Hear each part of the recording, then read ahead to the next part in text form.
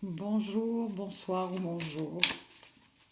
Alors, petite carte du jour pour ce mercredi, pour le mercredi 13 novembre. Ici, le tarot de la loi d'attraction.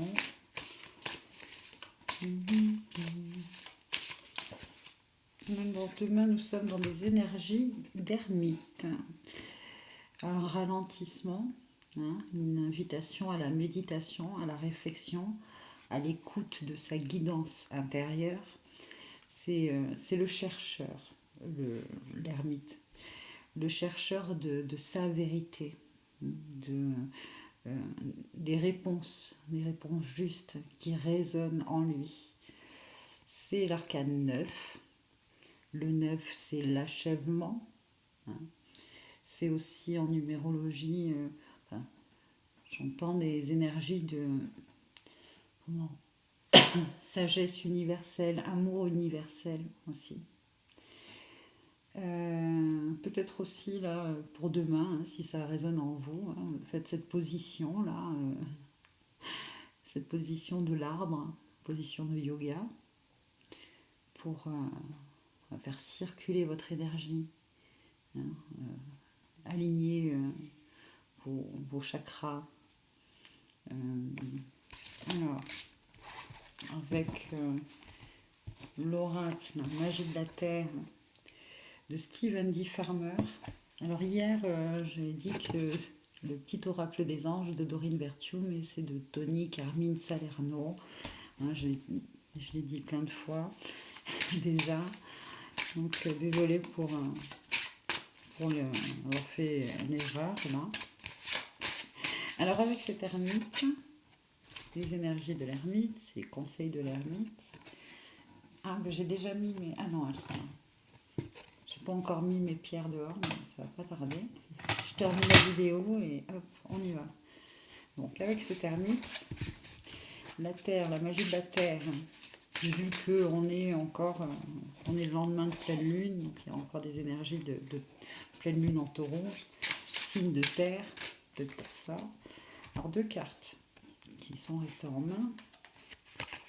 La carte création, rêverie. Ah, alors regardez hein, la synchronicité. Ils sont tous les deux dans la même position de l'arbre. On dirait le même personnage. Hein.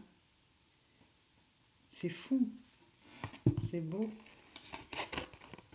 Je vais les mettre ensemble à côté. C'est génial.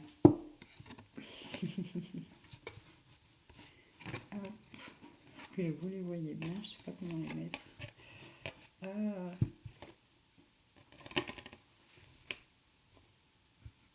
Ouais, pas mal là. Rêverie, création. Hein, je pense que c'est surtout ces messages là que l'on reçoit hein, quand on est dans ces connexions hein, avec son monde intérieur, son imaginaire, euh, le pouvoir de nos pensées, hein, le pouvoir créateur de nos pensées. Nos rêves peuvent devenir réalité. Toutefois, il faut aller, voilà, parfois prendre ce temps pour rêver, rêver, éveiller, être en rêve, en pleine conscience. Alors, je vais lire le message déjà de cette carte-là. Alors, cette carte nous dit fermez les yeux, mettez-vous au diapason de votre respiration et permettez-vous de sombrer profondément dans le cœur de la création vivante que vous êtes. Quand votre souffle sera régulier et légèrement plus ample que d'habitude, observez votre envie de vous lancer dans quelques actions créatives. Notez les images, les sons, notez les sons, les sentiments qui retiennent votre attention. C'est la clé pour trouver la manière d'exprimer cette magnifique pulsation. Votre souffle est au croisement des royaumes de l'esprit et de la réalité physique.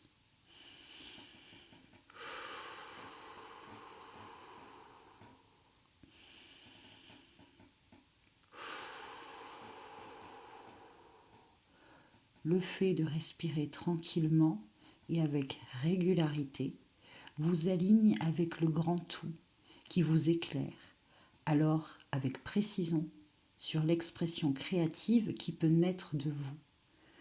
Abandonnez vos schémas de pensée habituels, prêts à empêcher la réalisation de ce qu'on vous encourage à démarrer.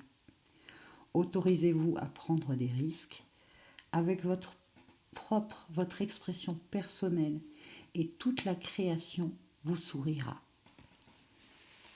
Alors, demain, recevons justement ces guidances-là, hein, par rapport à de nouvelles créations. Invitons finalement à être comme un serviteur. Demandons à nos guides de nous insuffler des idées, des projets qui sont en lien voilà, avec le bien collectif,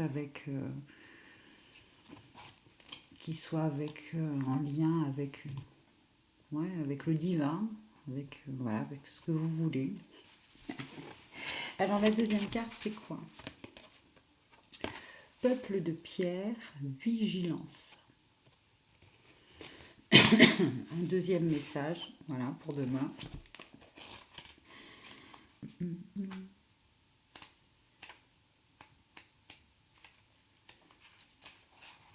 Alors, soyez vigilants cette fois, mais pas dans la peur. Il s'agit seulement d'ouvrir votre esprit et vos sens à l'information telle qu'elle se présente à vous, par vos yeux, vos oreilles, vos sensations physiques et le détachement de vos pensées.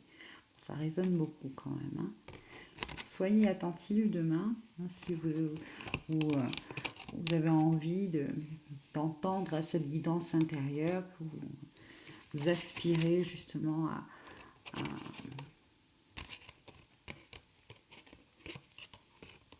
qu'est-ce que je pourrais créer, qu'est-ce que je pourrais faire qui soit en lien avec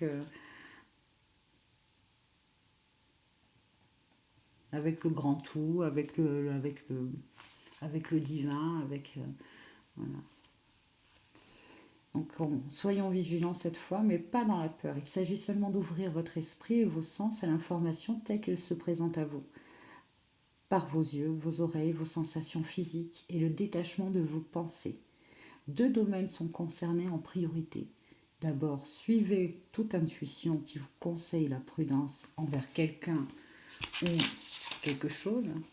Ensuite, veillez à repérer une occasion importante qui se présente, capable d'améliorer votre vie et celle des autres. Maintenez votre vigilance pour sentir les signes autour de vous et en vous. Évaluez ce qui émane de votre corps, puis triez les réactions conditionnées par l'intellect. Examinez la situation dans l'harmonie du cœur, de l'intuition et du mental. C'est à cela que sert la vigilance. Détachez-vous, respirez profondément et dressez-vous de toute votre stature.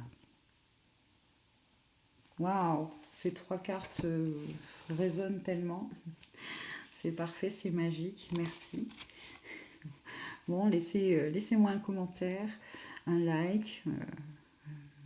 En tout cas, demain, on continue à grandir, à avancer, mais dans un enseignement plus intérieur, plus calme, dans la tranquillité et dans cette vigilance, cette réceptivité, cet état alpha qui nous permet de recevoir les messages par rapport à nos créations, des créations qui, on a envie, soit en lien avec